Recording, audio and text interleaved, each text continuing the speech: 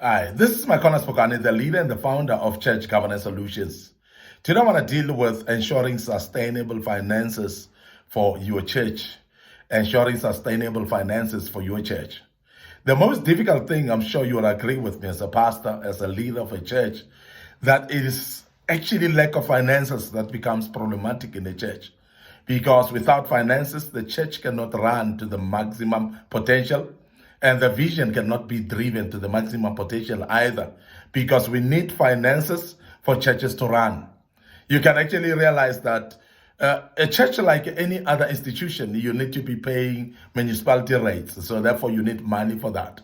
You need to invite speakers to come and speak in the church. You need money for that. And you realize that you may need instruments in your church.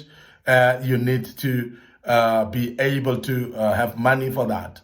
There are some church workers that are employed by the church, including the cleaners of the church, maybe security and caretakers of the church as well, might need to be salaried there, and therefore that needs money as well. So many other different things. You might have assets like cars for the church.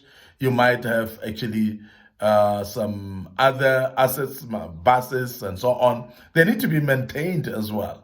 So all this actually speaks to finances. But I want to emphasize that having finances for now and not sustainable for tomorrow becomes problematic as well. So therefore, you need sustainable finances. Now, as a church, how do you then have sustainable finances? Because you need sustainable finances for all these needs that I've mentioned just now. And therefore, you need to really make sure that you know how to ensure sustainable finances. The first thing that I wanted to emphasize and mention is ensure actually commitment of members by membership forms. So therefore, commit the members by joining and becoming members. That's the first start, because there are people that come in the church full to capacity, and you find that they are not part of the church at all because they've not committed themselves to become members.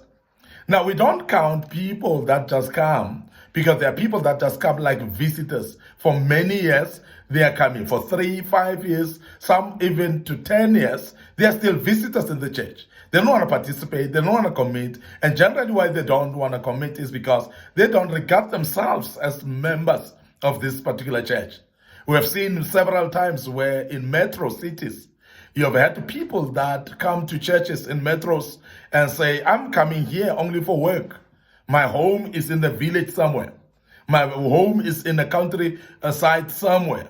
But here I'm just visiting. So therefore, I cannot take membership here because I'm just visiting.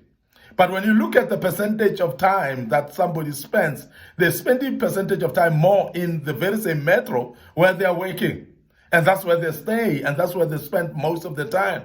And they would be going to their countryside village home maybe 3, 4 times a year, and which will include only maybe December time, which is the longer time that they're going. The rest of the days that they go is only for 3 days, 4 days to the most when it's a long weekend. But generally, they would go only maybe in December during the times when it's holidays. And that's the only time that they're that side.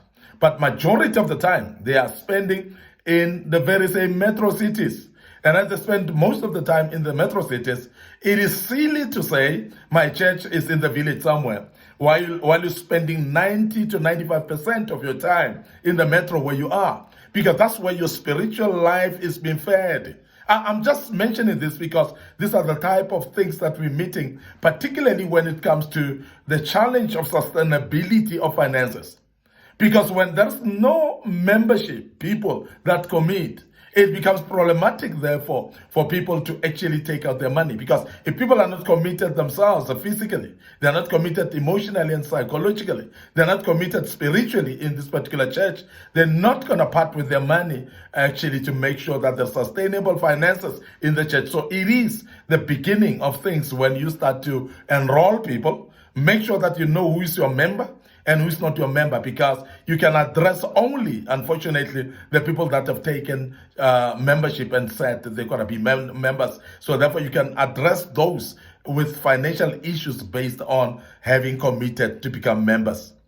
The other thing that is of very, very vital importance is you need to keep clear database of real committed members. So in other words, after the people have enrolled themselves as members, it's going to be very important that you keep that database of membership. Know the people by name, know those that have committed themselves to become members.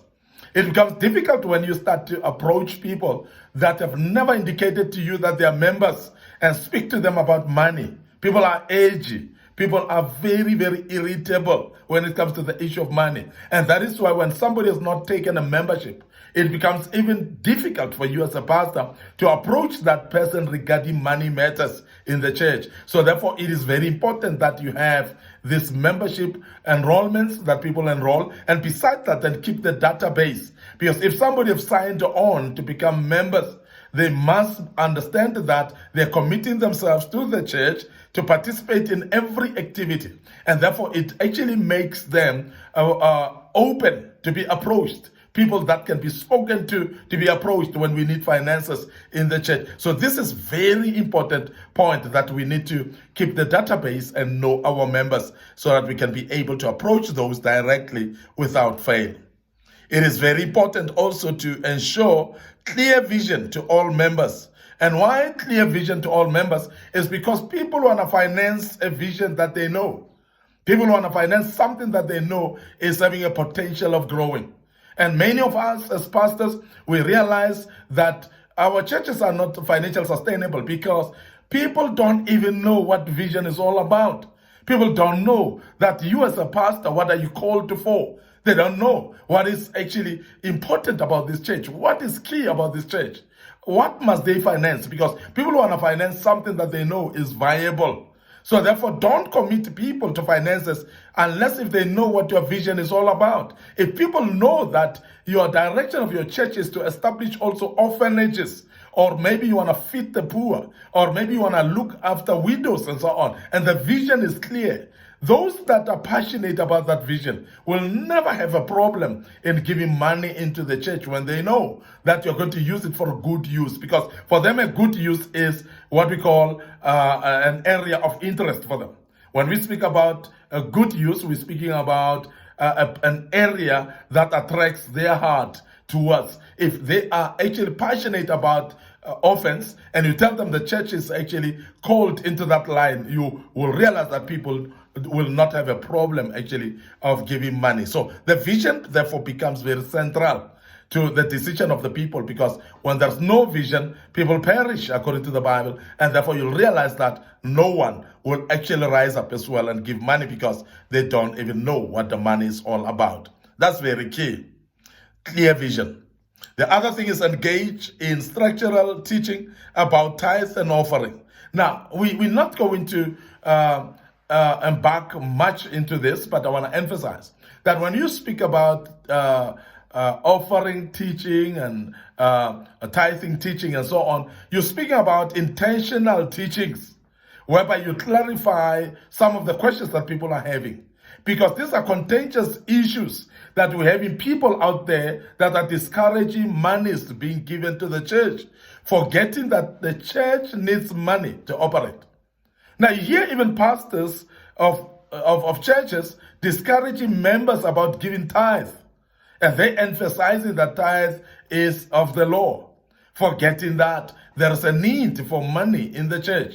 Now, whether you call it tithe or not, whether you call it another name, whatever name, but the fact is that a church needs money to be sustainable. So therefore, it is very important that we have consistent people that give the money, and the money that one can budget with. Because remember that with offering, you may not know what people are going to give at any given time. But when it comes to tithes, it's something that is predictable. It's something that's budgetable if there's a word like that. So therefore, you can budget actually based on tithe, because you know how many people tithe.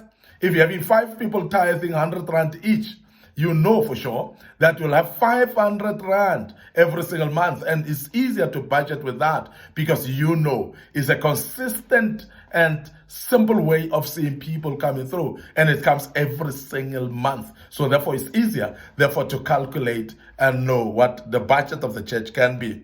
And I'm encouraging this, that please, as pastors, so please have intentional teaching. Sit down with the people, teach them, and let them understand. Let them ask questions. Let them know exactly what needs to be given, what is tithes all about, what is offering all about. And you cannot take it for granted that people know. We have to teach people, and intentionally so, because that will help the people. So keep good accounting records of the finances. Please balance the book well and don't misuse the money. So let people see what the money is being used for. Let people see that you are actually prudent about using money. And when people know that you are prudent enough in using the money, people are therefore able to keep giving, because they know that it is actually something that's being used appropriately.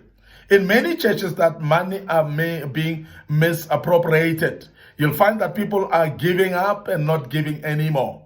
People will not contribute finances anymore because they know that the money is being misused. And when money is being misused, it does therefore discourage the people. And therefore you will never have what we call sustainable finances in the church, because you yourself are careless about how to manage money. And therefore you are discouraging the people that would actually by right give, but they cannot give anymore because you are misusing the money. Keep good accounting finances, therefore. Now, give transparent financial reports every often. And more often, we actually advise as Church Governance Solutions that there should be at least about quarterly reports of finances. And also, you might actually decide and say every month, maybe we announce the collection of offering that we've collected for the month, and people would know what is the intake of the church at least per month. And then people can actually be able to give even more. Because when people realize that this is unsustainable, this is little money, it cannot cover the cost, then people may be able to actually take out the money and cough out their money to make sure that there's something running and the church will run appropriately as well with the finances. Finally, make sure that when you do those reports, everybody is there, so therefore you align it to a date that makes people to be generally available, so that that feedback can be given.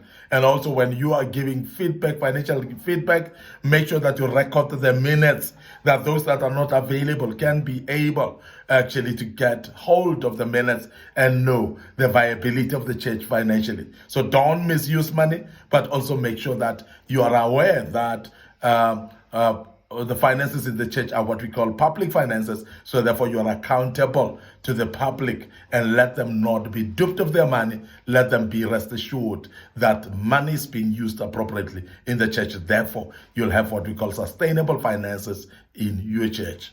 I want to end up here today. Your host, Mike Spokane. Thank you very much for listening to us and being part of this great topic. And I want to urge you to like our media platforms and make sure that you click notification buttons there as well.